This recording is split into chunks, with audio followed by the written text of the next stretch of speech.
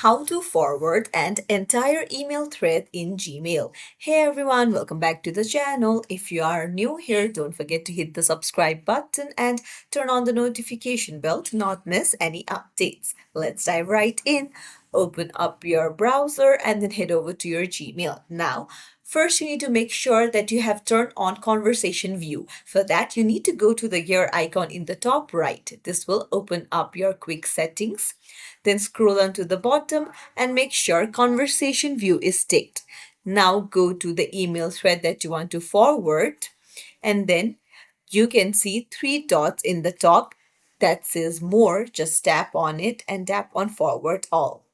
Now you can just type in the message and then you can forward it. It's as simple as that. So if you found this tutorial helpful, don't forget to hit the thumbs up and subscribe to our channel. Thank you for watching.